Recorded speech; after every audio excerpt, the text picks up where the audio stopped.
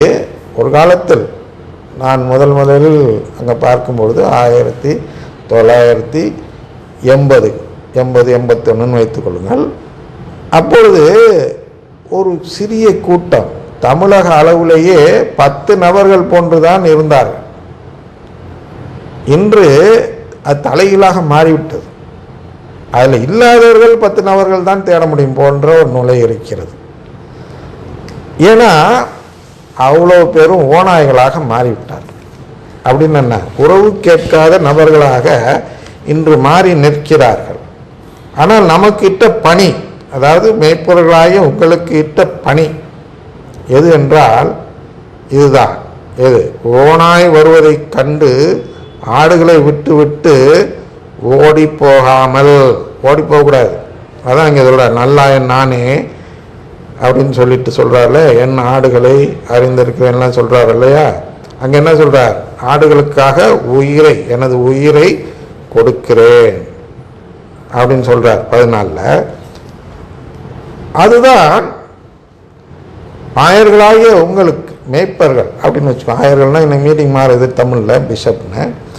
மேய்ப்பர்களாகிய உங்களுக்கு சாத்தான் கொடுக்கும் ஒரு சோதனை. இந்த சோதனை மூலமாக அவன் என்ன சொல்ல வருகிறான் என்றால், இவர்களெல்லாம் உண்மையிலேயே உங்களை நேசிக்கவில்லை ஆண்டவரே, இவர்களெல்லாம் பாருங்கள் ஓநாய் வருவதை கண்டு ஆடுகளை விட்டுவிட்டு ஓடி போவார்கள் அப்படின்னு சொல்கிறான் சாத்தான். எனவே நீங்கள் ரிலிஜியஸ் பீப்புள் என்ன செய்ய வேண்டும் என்றால், ஓநாய் வருவதை கண்டு ஆடுகளை, அப்படின்னா உங்களுக்கு கொடுக்கப்பட்டிருக்கும் ஆடுகள், நீங்கள் யாரையெல்லாம் காப்பாற்ற வேண்டும் என்ற பணி உங்களுக்கு திருச்சபை கொடுத்திருக்கிறதோ அவர்களெல்லாம் காப்பாற்றக்கூடிய சூழ்நிலையில் இருக்கிறீர்கள். அதுதான் உங்கள்கிட்ட பணி.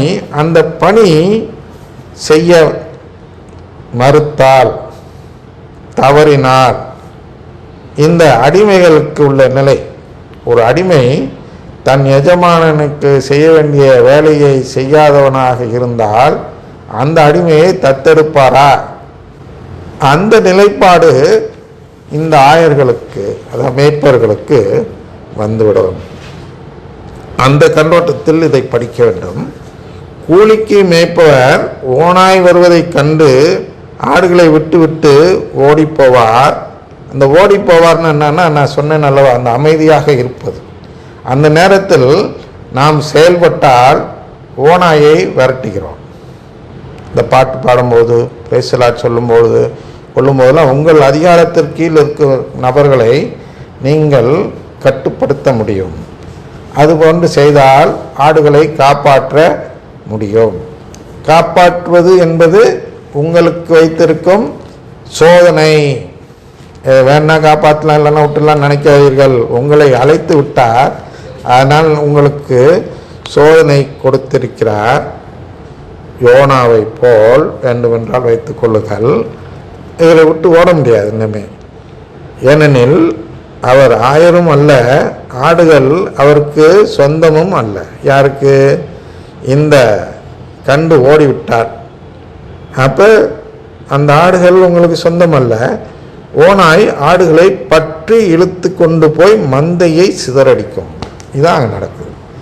பற்றி இழுத்து கொண்டு போய் யாருமே நேரடியாக பற்றலை, அவருடைய நம்பிக்கை பற்றி இழுக்கப்படுகிறது. அதனால் மந்தைனா நம்முடைய திருச்சபை என்ற அந்த குடும்பம், கடவுளின் குடும்பம் சிதறடிக்கப்படுகிறது. அப்போ சிதறடிக்கப்படுவது, அந்த குடும்பத்தை பற்றி கவலைப்படாத ஒரு நபராக, ஒரு அடிமையாக நான் இருந்தால் என்னுடைய எஜமான் என்ன செய்வார்? அவருடைய அடிமையாக இருக்கும்போது அப்படி பார்க்கணும். அவருடைய பிள்ளையாக இல்லை, நான் இப்பொழுது அவருடைய அடிமை. இப்படி செய்து ஜெயித்தால்தான் அவர் என்னை பிள்ளையாக எடுக்க இருக்கிறார். அந்த கோணத்தில் நாம் பார்க்க வேண்டும். அதனால் கூலிக்கு மேய்ப்பவருக்கு ஆடுகளை பற்றி கவலை இல்லை. 10:13 தான் சாத்தான் சொல்கிறான், இவர் கூலிக்கு மேய்ப்பவர், அதனால்தான் இவர்கள் ஆடுகளை பற்றி கவலைப்படாதவர்களாக இருக்கிறார்கள் எனவே இவர்களை நீங்கள் தத்தெடுக்கக்கூடாது என்று அவன் சொல்கிறான்.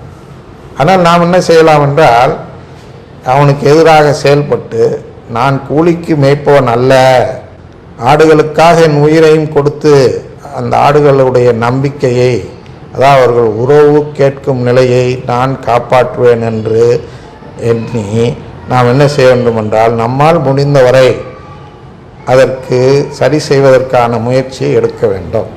இத்துடன் முடித்துக் கொள்கிறேன். மீண்டும் அந்த ஓமை பார்க்கும்பொழுது இதை கருத்துக்களை பார்ப்போம். இப்பொழுது நீங்கள் அந்த ஓமையை படித்து பார்க்கும்போது, அதாவது அழகிரி என்று சொல்கிறோம், தமிழில் நீதிக்கதை என்று சொல்கிறார்கள். நீதிக்கதை என்றால் இந்த நான் சொன்ன கருத்துக்களை எல்லாம் ஒரு கதை வடிவில் வைத்து, பில்கிரிம்ஸ் ப்ராக்ரஸ் பார்த்திருக்கிறீர்கள் அல்லவா, அது ஒரு நீதிக்கதை என்று சொல்லலாம்.